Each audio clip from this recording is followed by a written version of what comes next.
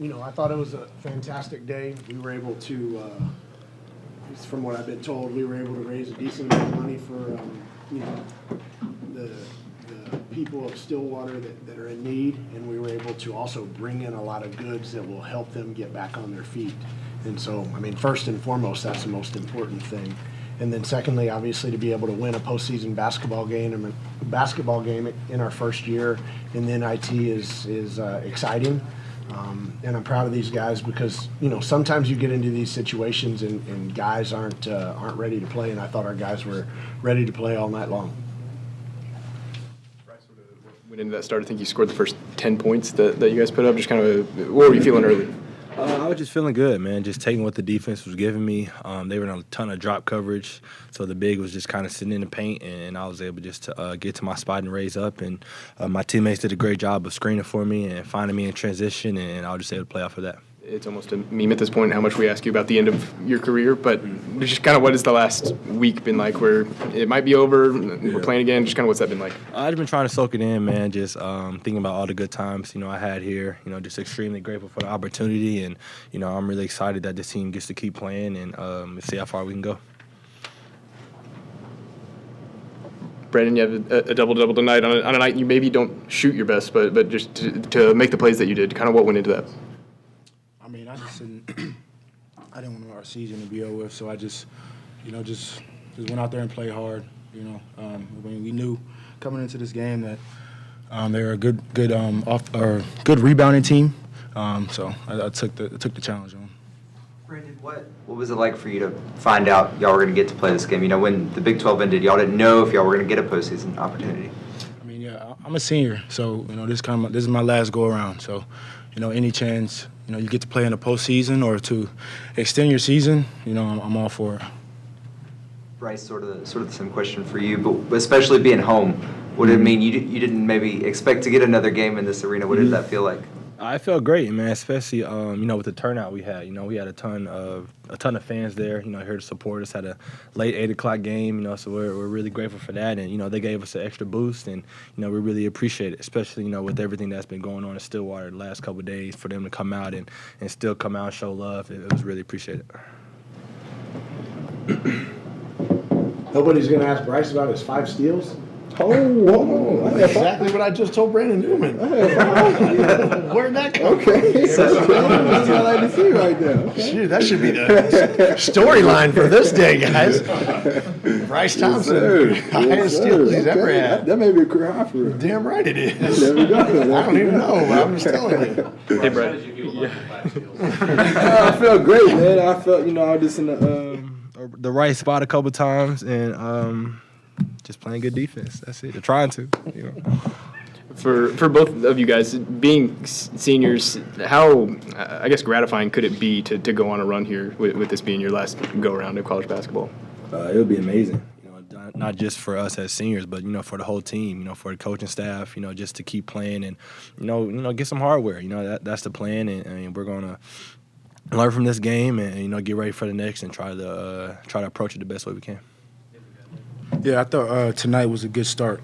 The energy and the effort and the level of concentration that we had, down the line, it was definitely good to see to be able to, start this thing out right and get a win. But, it's going to take more than just tonight. I'm sure we'll probably be off tomorrow and get right back to it, the day after that. So, Bryce, you guys got up 15 late in the first half. Then they whittled it down to 5, and they scored the first 7 in the second half. You guys went behind. Yep.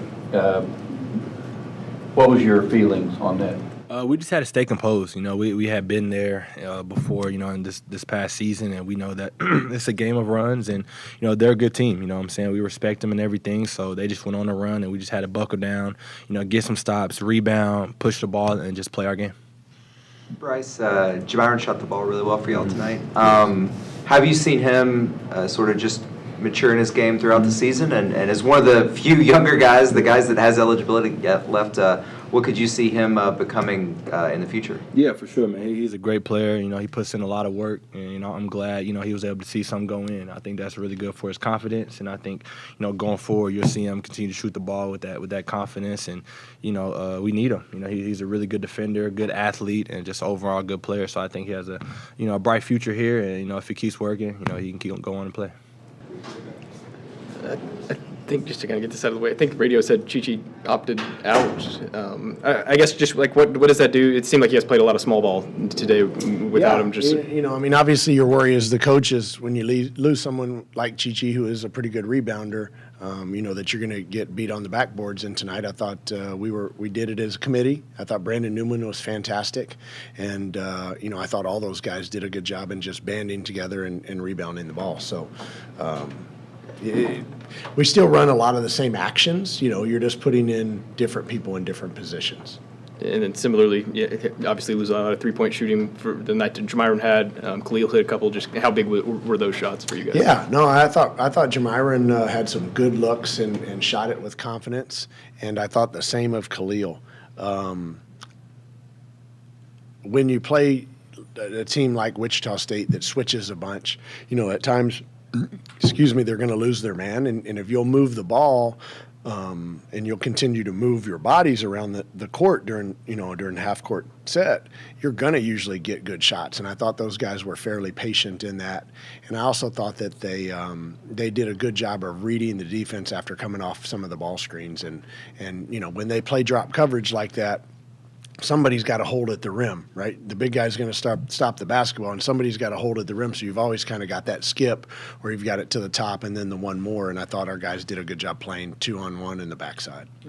Jamiron, he's had games like this before, but not a guy y'all relied on every night to be one of the top scorers. Is he a guy that could grow into that role? Absolutely. I mean, I've said it, several times that I really like Jamiron, and he shoots a pretty good percentage from three in practice.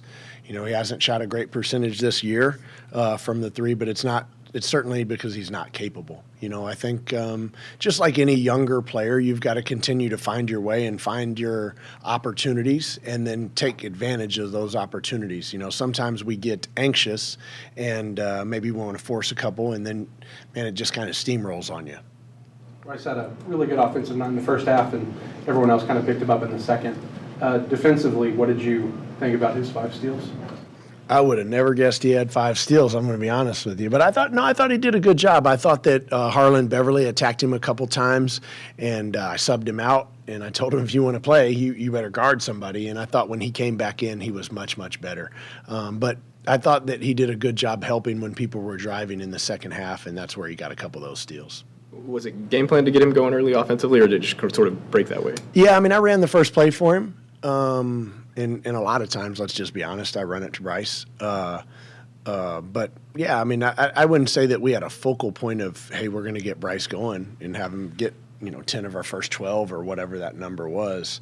But I thought that Bryce had a senior mindset that wants to play and continue to play. And he wanted to do his part to get our team to the next game. And I thought that was his mentality and all those guys' mentality to start the game. So, we're glad that he was able to get it rolling early. I can't remember the word you used, whether it was mentality or focus, but you talked about sometimes games like this can be determined by some of that. Having so many guys that are, this is the last time they'll play college ball, do you think that helps y'all in a postseason? Yeah, I sure hope so. Again, I've told you guys kind of all along, these guys said they wanted to play postseason basketball. Obviously, they wanted to play in the NCAA, but that didn't happen. But now you're in, a really prestigious tournament with NIT, and you have an opportunity to play for a championship. And these guys have been pretty good all year for the most part, and they deserve that, right? And right now they're doing a good job sticking together and taking it one game at a time. And we live to play one more game, and that's what you want in March. Again, I say it all the time to you guys. You want to play meaningful basketball in March. And if for some reason we can win this NIT, that'd be pretty darn cool. Andrea gave you some decent minutes down the stretch. Obviously nowhere near a finished product, but how have you kind of seen him develop in his first year? Yeah, I think he's getting better. It's just really hard. You've got some older players ahead of you. We talk about it a lot as a staff. He didn't didn't get here until late in the summer. Comes in out of shape, and you're already behind the 8 ball a little bit when you don't get into conditioning and workouts on day one. So it's been a tough road for him. But I think that he, especially in the last maybe 2 weeks, has really started to work harder and figure it out a little bit more. So I was happy to get him some time, and I was happy that he was able to produce. I felt terrible for him that he missed that layup, but he made his free throws, and then, he did a really good job. We set a ball screen, and he rolled, and he sealed, right? We threw it back to the top, threw it over here, and then that guy drove it, and he sealed his man, and Khalil, I believe, was the one who got the layup. And that's what he needs to continue to do to be effective.